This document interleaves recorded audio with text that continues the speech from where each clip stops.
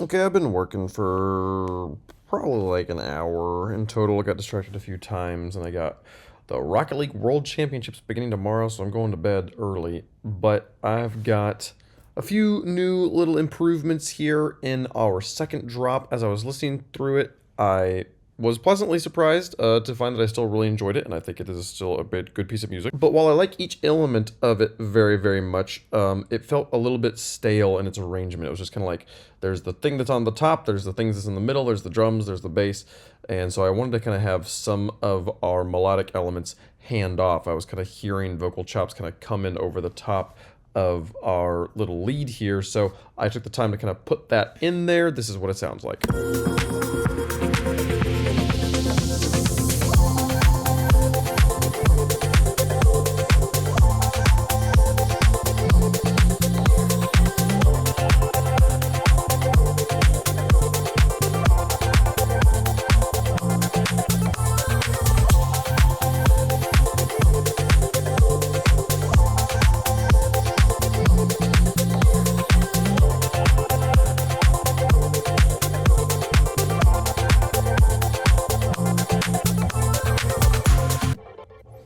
It definitely makes things more interesting. I think the vocal chops could be a little bit better. I was hearing them a little bit more aggressive, a little bit more like "dika dika duga dika duga," like some sort of like just more changes rather than just ba da da da, which I think would be a better change because our pattern up here, this little lead thing that's super cool.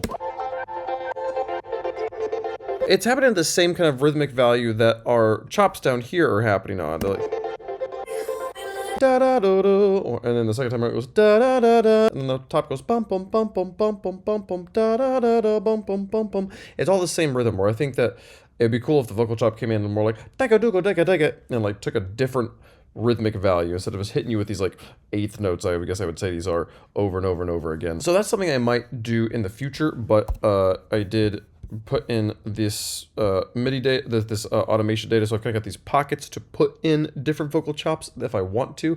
And this was fun. This was the first time ever I used Latch. I've always used a read. I don't actually really know what a read means, but I've learned that if I put things onto Latch in the automation mode, and then all I do is just pull up the thing I want to automate, and then as it's playing, just turn it, it will just write in the automation data there. So that makes that super easy to automate, super cool. Honestly, I wish I had kind of spent more time to figure that out when I made these, because that would have been just so much easier to play those in than to draw every single one of them in. So getting a little bit better automation, creating some pockets. We did have to make sure those little vocal chops popped out, because those are the exact same vocal chops we have going on in this guy. I always wanted them to be a little bit louder, so I actually just doubled them up, and on this one, relaxed the EQs a little bit, pulled them so just a little bit more high-end kind of getting through, as well as allowing just a little bit there in the mid to kind of pop up an area we have magnified in this sound as well, that topper up there. So having them doubled up kind of makes it go... and just pops out a little bit more. But I also wanted this little lead-in sound.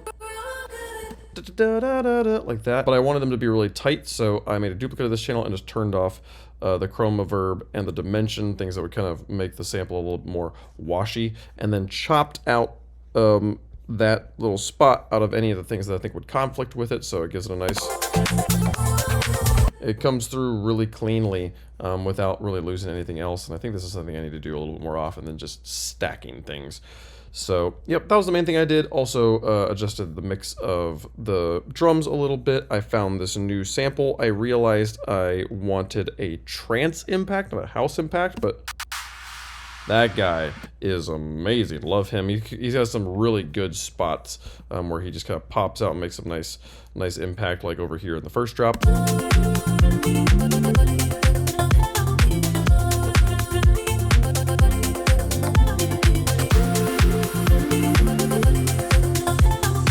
Exactly the sound I was looking for there. So much better than this Miles Away riser I had up here. The Miles Away riser is a really good sound, but in this particular spot I want something a little bit more then got a few more details added. Mix wise, I think we're maybe getting a little bit closer in spots, not quite sure, but in general I'm a little bit happier with where the mix is added to. I've been kind of tinkering with that, and I don't remember the details of what I changed enough to explain them to you guys in a way that I think will be meaningful. So that's all we had time for today. Thank you so much for watching. See you guys tomorrow.